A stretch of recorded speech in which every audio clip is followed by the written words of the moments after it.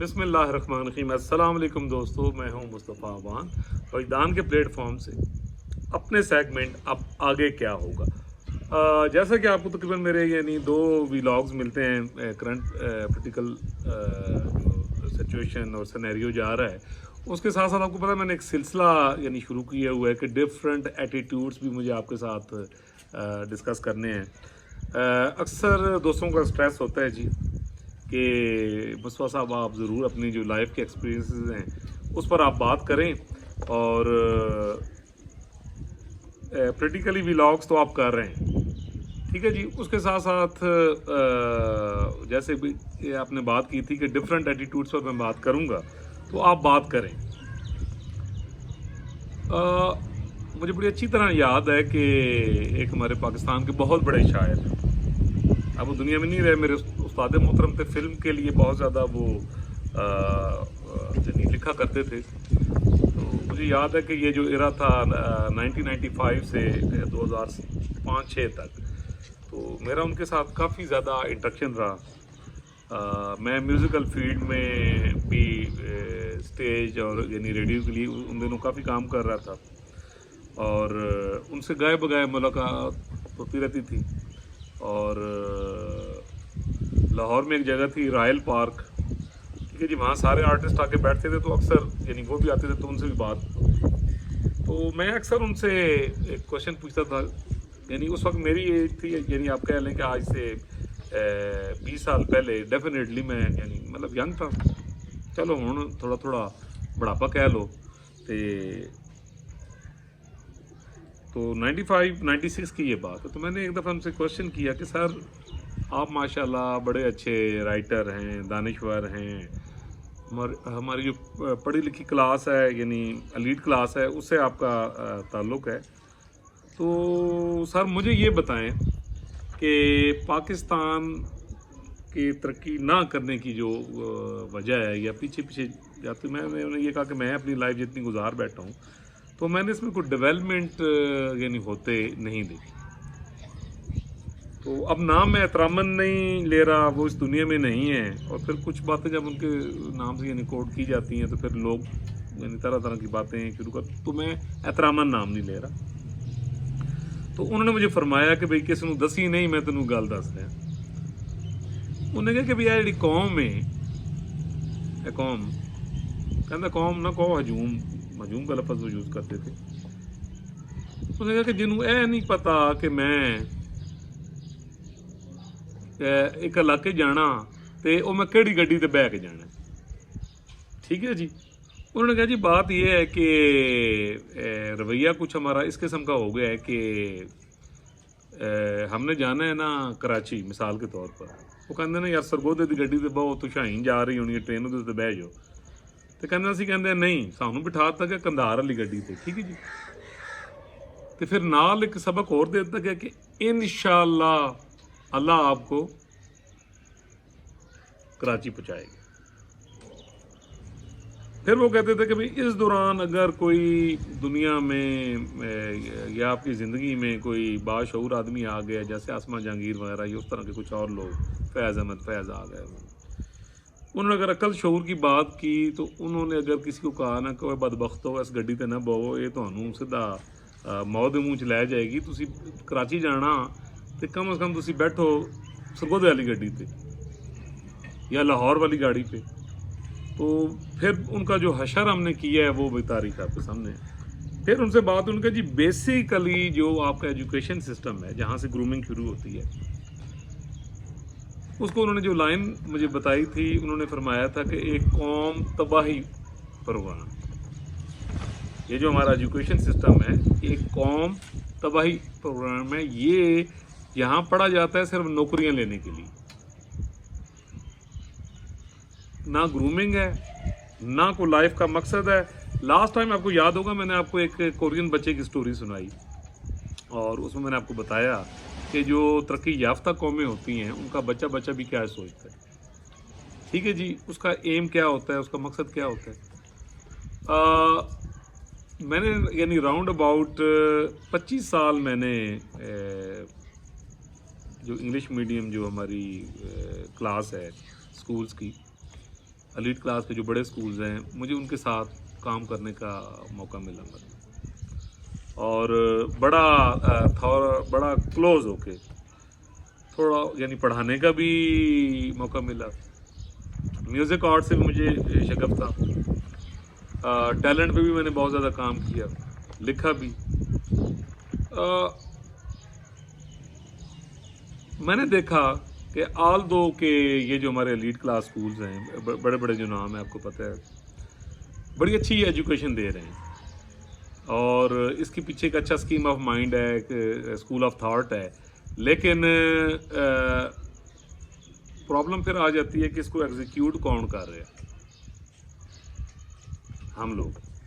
ठीक है जी, जो इस एजुकेशन सिस्टम से जनाब यानी आगे जा रहे हैं।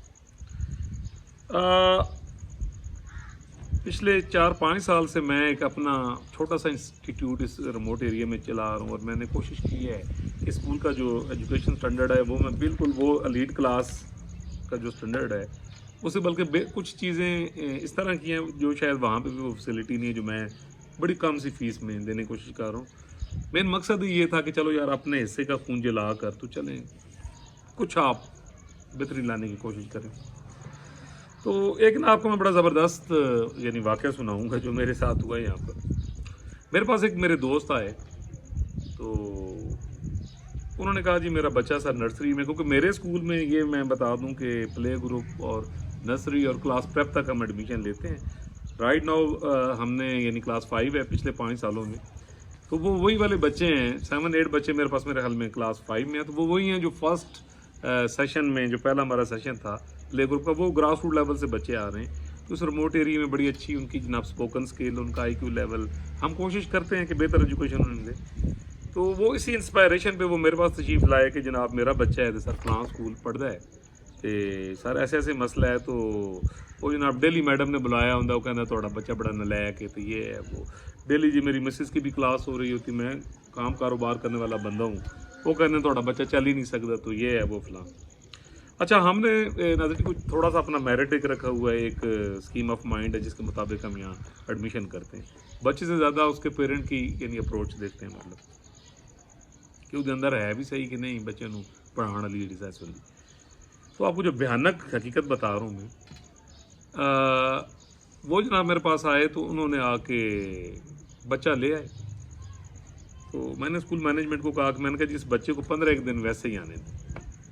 अच्छा, ये याद रहे कि ये उन्हीं दिनों की बात है, जैसे ये मार्च का मंथ होता है और बच्चों के पेपर्स होते हैं, अब उन्होंने अगली क्लास में जाना हो, तो ये ज़रा माइंड में रखिएगा। जिस स्कूल से वो वापस आए तो कोई हफ्ते या 10 दिन बाद की बात है कि मुझे स्कूल से यानी मेरी बातचीत हुई मैनेजमेंट के साथ, तो उन्होंने बताया जी वो जो बच्चा सी ना वो पिछले 2 दिन तो नहीं आ रहे। तो मैंने वो हमारी मैडम मैंने उन्हें कहा, मैं कहा जी वो यकीनन बच्चा अपनी मंजिल उन्होंने पहुँच गया उन्होंने। सर की मतलब मैं कहा जी मैं आके आपको बताऊँगा। अच्छा, उससे पहले मज़े की बात यह है कि ये जब बच्चा गायब हुआ तो उससे 4 दिन पहले मैं अपने इंस्टीट्यूट में गया हुआ था, तो वही साहब आए। तो मैंने उनसे बस इतना पूछा, मैंने कहा आपने जो आपका सबका ये स्कूल है उस मैनेजमेंट को आपने बताया कि थोड़ा बच्चा जड़ा है जनाब वो असी लैके जा रहे हैं लिटिल एंजल या यानी जो इंस्टीट्यूट है यानी वहाँ लेके जा रहे हैं। तो उन्होंने कहा हाँ जी मैंने बता दी।